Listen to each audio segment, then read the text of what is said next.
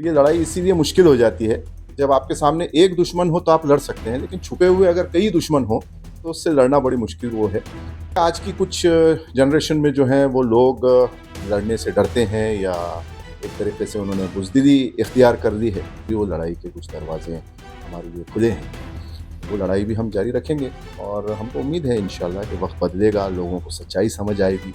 साले को बदनाम करने का काम, उनके बारे में झूठा प्रोपेगेंडा करने का काम ये बीजेपी कर रही है, लेकिन सच्चाई ये छुप नहीं सकती। ऐसे कई हिस्टोरियंस आज भी हमारे मुल्क में मौजूद हैं जो सच्चाई को सामने ला रहे हैं। इस बात का इजाज़ हमको मिला हुआ है कि हम इंडिया के साउथ कैपिटल में जी रहे हैं। हेरिटेज सिटी का ही महाराष्ट्र गवर्नमेंट ने नाम बदल दिया, जिसका कि उन्होंने प्रस्ताव यूनेस्को को भेजा हुआ था, जिसकी वजह से वो प्रस्ताव आज साइड में रख चल। अस्सलाम वालेकुम आदाब। मैं हूं काजी शफाउल हक और आप देख रहे हैं हमारा एशिया। हाल ही में हमने देखा कि औरंगाबाद रेलवे स्टेशन का नाम भी बदल दिया गया। इससे पहले 3 साल पहले शहर के नाम को भी तब्दील किया गया था। इसी इशू पर बात करने के लिए आज हम आए हैं हिशाम उस्मानी साहब के पास, जो औरंगाबाद रीनेमिंग के अगेंस्ट में पिटिशनर भी रहे। आइए बात करते हैं उनसे। सर, बहुत बहुत शुक्रिया आपका। जैसा कि हमने देखा, कुछ साल पहले औरंगाबाद शहर का नाम बदला गया और अब हाल ही में रेलवे स्टेशन का नाम भी बदला गया। तो कैसे देखते हैं आप इस सब प्रोसेस को? इसको मैं एक कोप की तरह देखता हूँ। जिस तरीके से इसराइल ने फ़लस्तीन के हिस्सों पे कब्ज़ा किया और उसकी पहचान बदलने के लिए वहाँ के शहरों के और बाकी दीगर मुकामात के नाम बदले, इसको मैं इसी तरीके से देखता हूँ, और मुझे लगता है कि आरएसएस ने ये ट्रेनिंग इसराइल जाकर ही सारी ली है। और यहाँ पे उसको अमली जामा पहनाने के लिए उन्होंने कांग्रेस और बाकी दीगर दीगर जो अपने आप को सेक्युलर जमातें बताती हैं, उनको भी साथ मिला लिया है। और कुछ तंजीमें मुसलमानों में खड़ी की हुई हैं, वो शुरू से हमेशा से चलता आया है, इन लोगों को भी उसके अंदर मिला लिया गया है। तो ये लड़ाई इसीलिए मुश्किल हो जाती है, जब आपके सामने एक दुश्मन हो तो आप लड़ सकते हैं, लेकिन छुपे हुए अगर कई दुश्मन हो तो उससे लड़ना बड़ी मुश्किल वो है।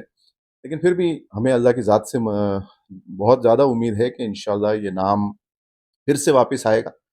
भले आज की कुछ जनरेशन में जो है वो लोग लड़ने से डरते हैं, या एक तरीके से उन्होंने बुज़दिली इख्तियार कर ली है, लेकिन जिस वक़्त गयूर और जिसको हम कहेंगे जोशीले नौजवानों की जो एक नई फ़ौज है वो उभरेगी, एक नई नस्ल जब यहाँ फिर से खड़ी होगी, इस लड़ाई को हम जारी रखेंगे और इंशाल्लाह अपने शहर को हम वापस लेंगे। जैसा कि आपने पहले भी एक बयान दिया था कि इंशाल्लाह एक दिन औरंगाबाद का नाम वापस आएगा। तो क्या आपके दिमाग में है कि किस तरह से वापस इन फ्यूचर कभी हो सकता है?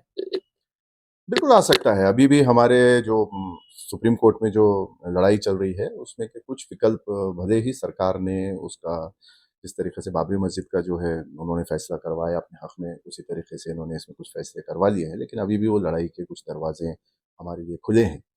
वो लड़ाई भी हम जारी रखेंगे, और हमको उम्मीद है इंशाल्लाह कि वक़्त बदलेगा, लोगों को सच्चाई समझ आएगी।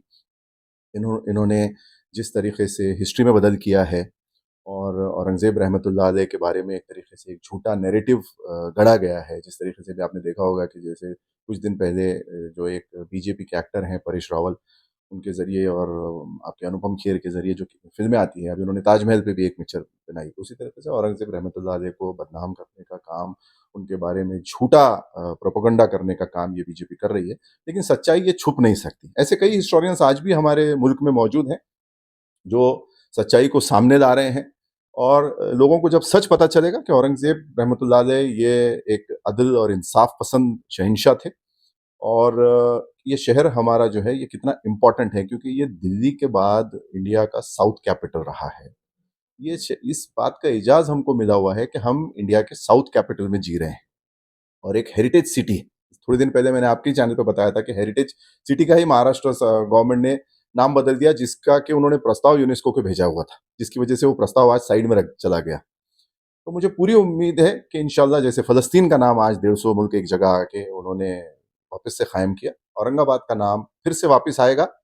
और जो नस्लें नहीं खड़ी हुई, जो लोग नहीं खड़े हुए, वो तो अपना हिसाब देंगे, लेकिन जो लोग खड़े होंगे, मेरी नज़र में वो इज़्ज़त वाले और वाक़ई काबिल तारीफ़ लोग होंगे, जो इस शहर के लिए हमारे साथ फिर से खड़े होंगे, और इस शहर के नाम को हम वापस फिर से कायम करके रहेंगे। ये हमारा अज़्म है, और ये हमारा अपने आप से वादा है कि इंशाल्लाह हम आखिरी दम तक, आखिरी साँस तक इस शहर के नाम के लिए लड़ते रहेंगे, और इस शहर के नाम को फिर से वापस लाएँगे।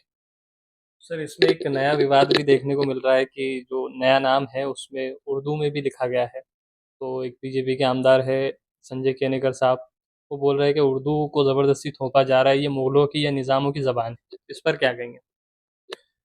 वो जनाब को तो मैं नहीं जानता, लेकिन लेकिन ये बात है कि जो जमात इस वक्त इक़्तिदार में है, आरएसएस बीजेपी, इन्होंने मुस्लिम लीग के साथ ही सरकार बनाई थी। उस वक्त तो इनको उर्दू से कोई आपत्ति नहीं हुई थी।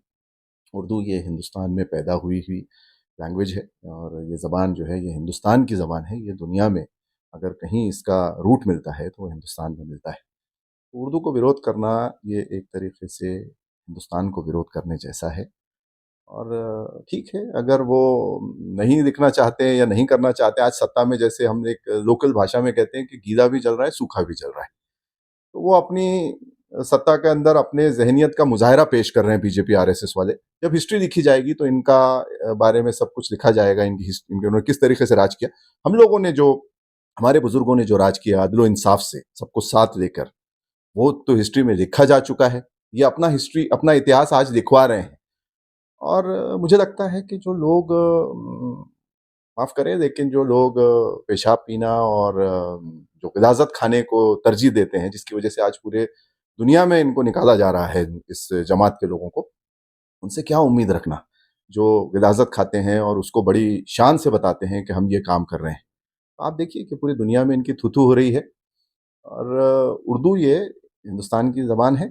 और उनको अगर नफ़रत है तो ये तो बात पता है सारी दुनिया को कि जब पूरा मुल्क एक होकर अंग्रेज़ों से लड़ रहा था, तो आरएसएस जो जमात है या बीजेपी की जो मदर ऑर्गेनाइज़ेशन है, वो अंग्रेज़ों के साथ खड़ी थी। तो स्वाभाविक बात है कि इनको उर्दू से नफ़रत होगी, क्योंकि हिंदुस्तान के किसी भी चीज़ से इनको कोई मोहब्बत नहीं है। ये हमेशा से अंग्रेज़ों के गुलाम रहे हैं, दलाल रहे हैं, और आज भी वो यही काम कर रहे हैं। तो ये थे समाज सेवक हिशाम उस्मानी साहब। उम्मीद है ये वीडियो आपको पसंद आया होगा। इस पर आपकी क्या राय है कमेंट करके ज़रूर बताएं। मिलते हैं आपसे अगली खबर में।